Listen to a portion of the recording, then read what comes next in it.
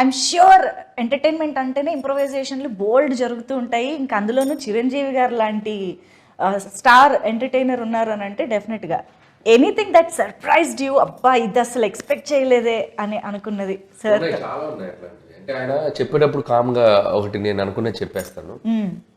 కొన్ని కొన్ని ఆయనకి మైండ్లోకి వస్తుంది నేను ఏదైనా చేద్దామని.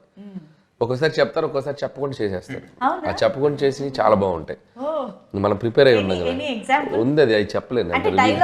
డైలాగ్ కాకపోయినా అదే రివీల్ చేయకూడదు. వెంకీ గారు కాంబినేషన్ లో ఒకటి చేసాం, ఆ ఫోటో దిగడానికి వస్తాను. చాలా క్యూట్ గా చేశారు ఆయన. అసలు అది నేను చెప్పలే, ఆయన దూరంగా ఉండి చూసేది అనుకున్నాం. బట్ వాళ్ళ దగ్గరకు వచ్చేసి ఆయన చిన్న ఇంప్రూవైజ్ చేశారు. అది చాలా బాగుంది. జనరల్గా ఆయన ఇమేజ్ కి ఆ క్యారెక్టర్లో ఉన్నారు కాబట్టి, ఆ శంకర్ ప్రసాద్లో బిహేవ్ చేశారు కాబట్టి చేయగలిగారు. దట్ ఈస్ ఆర్టిస్ట్గా ఆయన ఎంత క్యారెక్టర్లు ఓన్ చేసుకున్నారు అనే దానికి ఒక ఎగ్జాంపుల్. అలాంటివి చాలా చేశారు.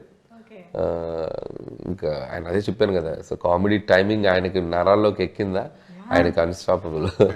బికాస్ ఆ డైలాగ్ డెలివరీలో కానీ, ఆ రియాక్షన్, బాడీ లాంగ్వేజ్, ఎవ్రీథింగ్ అసలు భలే.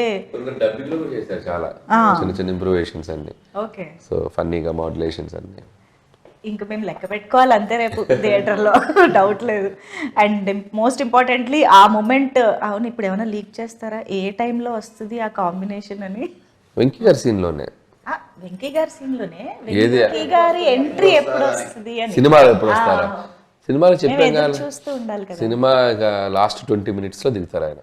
ఆ స్టెప్ అడుగు పెట్టడం లాస్ట్ 20 minutes ఉందనగా, అదనమాట సంగతి. కొంచెం ఎదురు చూస్తూ ఉన్నాం, తప్పదు.